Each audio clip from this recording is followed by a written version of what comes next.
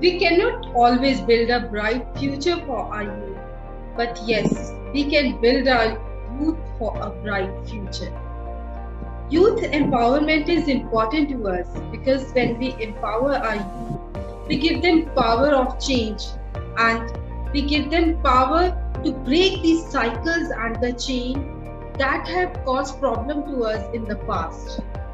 Breaking the cycle and setting new standards, today we have with us Dr. Mitsu Chavda, a young achiever. She has fragmented all the limiting feminism belief of society.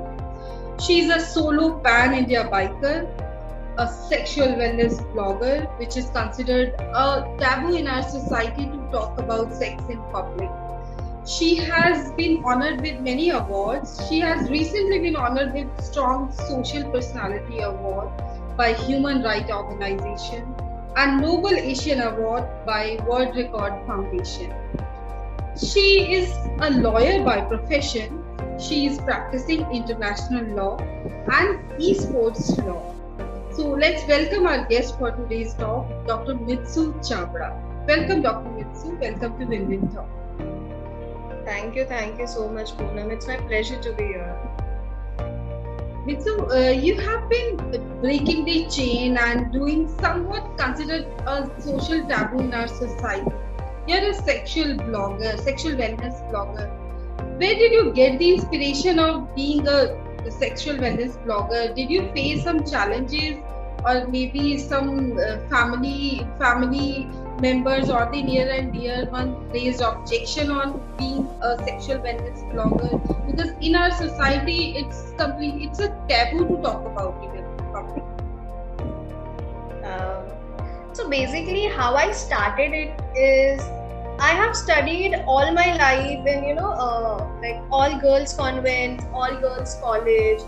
So we never had that exposure to such topics when we talk about our teenage and coming from a convent when our teachers are nuns and all, it is altogether a different dimension.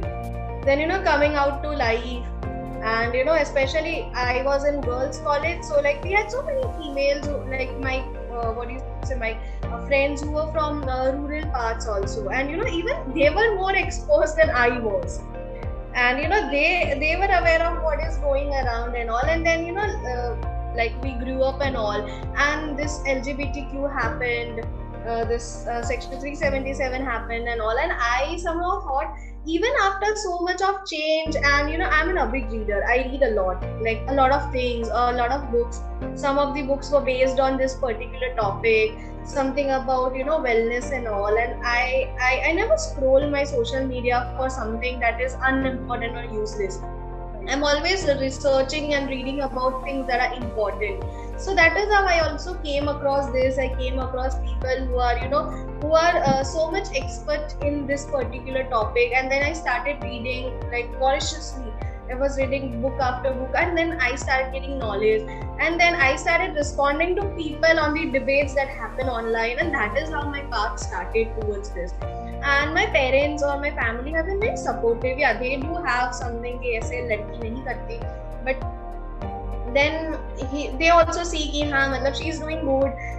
It's like even when you are doing something that is related to sexual field, people somehow somewhere mix them. A lot of people have done that, a lot of renowned people that they mix this sexual wellness with obscenity and all. But when I did it, so I was strictly scrutinized by my masses, by my mom, and everyone. So like somehow I never mixed those two, and so I never had problem from my family, and my masses are doctor and all. If I feel any like, I do know what is counseling part, I do know what is theoretical part, but when I need to go deep, then my masses are always there to explain me. They also help me in writing the content and all, and if there are any counseling that is to be done, I can always divert it to them. So somehow I have been always getting support from my family, and that is how I'm growing. Okay, that's great.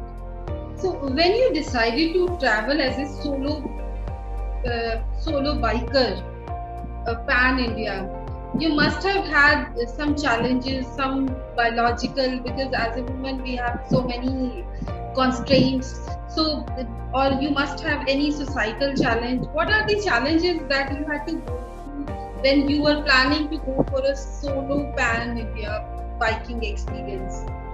So basically, this biking was not a fixed thing. I wanted to do something for paraplegic soldiers. That's it.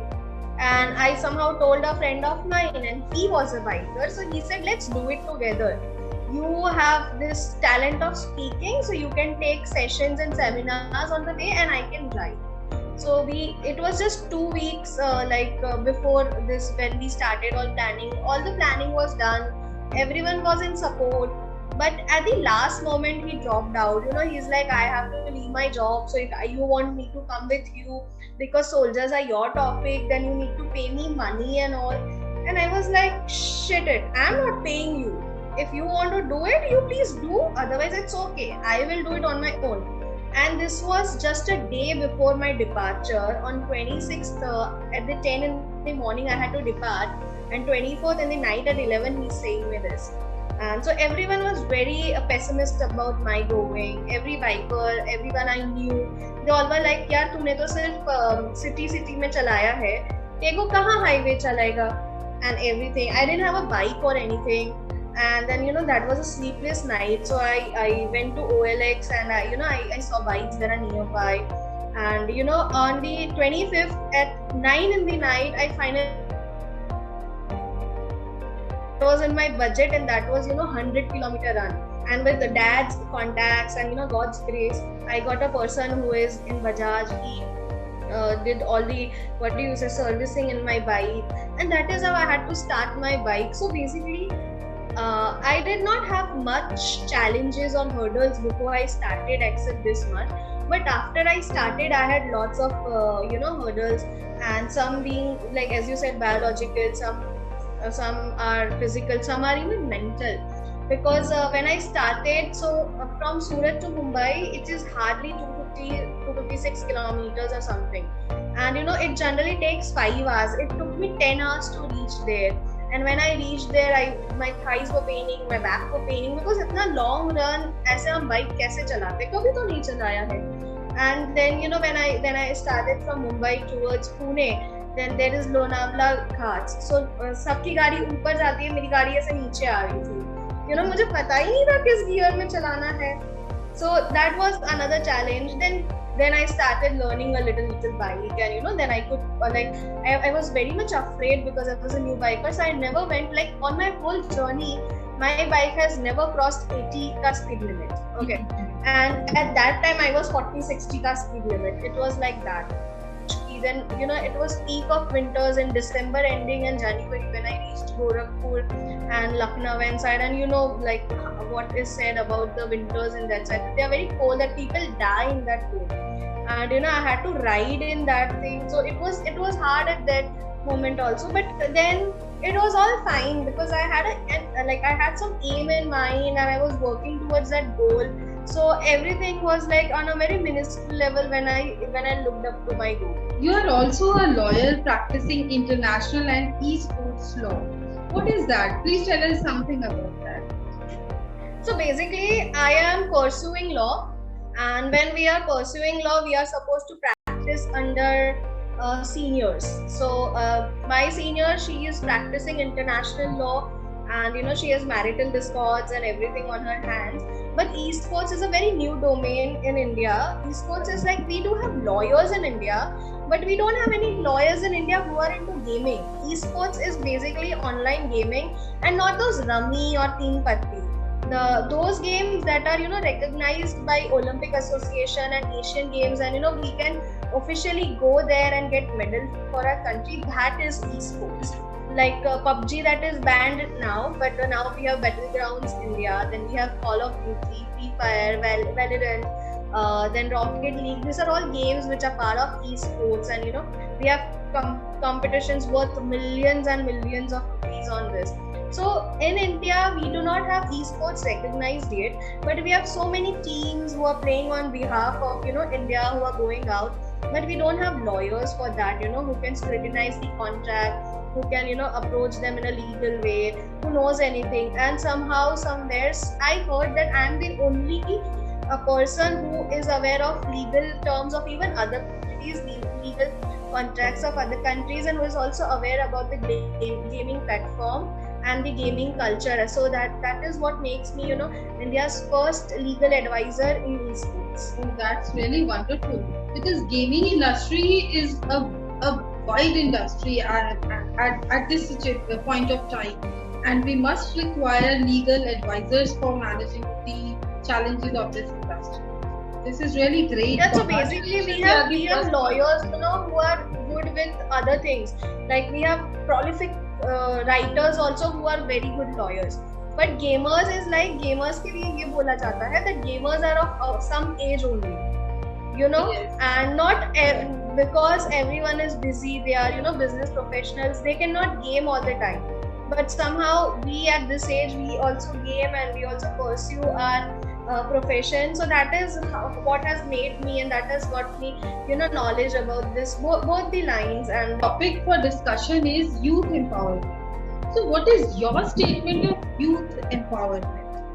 at that time, we are having knowledge, we are having energy, we are having time, and we are having a little bit of money, not something that could make change. Then when we are old, at that moment we have money, we don't have energy and time. So basically this sector in between that I said, that who have everything but they don't have much of time, much of money, that is the time that is called youth. And that is the time when we can do things, if we can balance our life in a way, for our dreams, for our profession, for our passion. People say we cannot do everything at the same time, but trust me, if you know you want to do something, you will do something.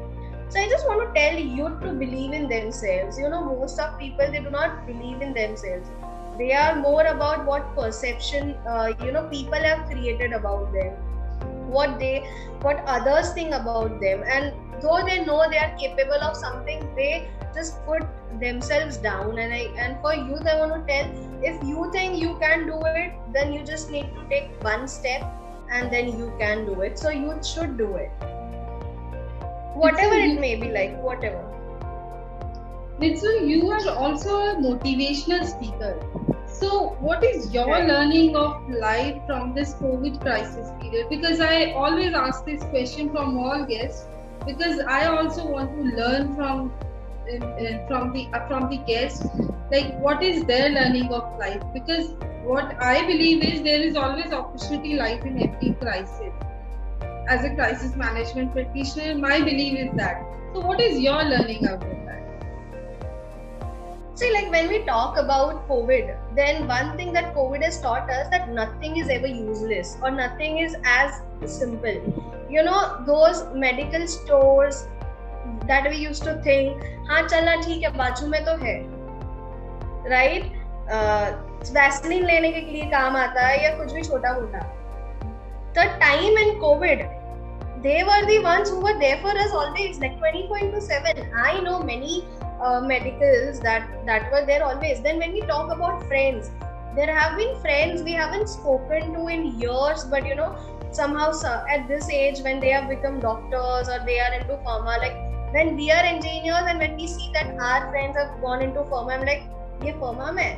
And then somehow we always look down on them, कि इसने तो pharma लिया है, इसके कम marks आए थे. But that is the friend that helped us in this time. मेरा friend है, right? So somehow everyone has some importance. It is just about the matter of time when your importance can be realized. And so we should always be good to people, and we should always have a healthy connect to people, not because they can be useful to us, but because even we can be useful to them in some time. And that is what COVID has taught me. COVID has taught me importance of human life, importance of friendship, importance of minuscule things like ghar ka chawal also. When like I'm a big time foodie and I love to eat out, but those months when we had to eat in, and only I know how many new things can be made from that particular chawal जो मुझे घर पे कभी खाना नहीं पसंद था. तो छोटी से छोटी चीज की भी बहुत बड़ी इंपॉर्टेंस है. It is just matter of time. Right. You rightly said COVID has taught us importance of every minute thing and aspect of our life. So it was a wonderful chat with you, Mitsu. You have shared your inspiring journey with us. Thank you so much. Do you want to say anything at the last note? No, I just want to tell people that the COVID time is not yet over. There are different variants that are coming out, and there are different like mucormycosis and those black fungus and all. Everything is coming out. So though you are, if you are not vaccinated, please get vaccinated. And if you are vaccinated, then please use hand sanitizer, wear mask, and keep yourself safe. Not for others, but your own self and your family. So we were talking with a powerful youth, Mitsu Chavda. The future of the world depends on how strong and resilient we raise our next generation to be. For now, stay safe, stay indoors, and don't forget to mask up.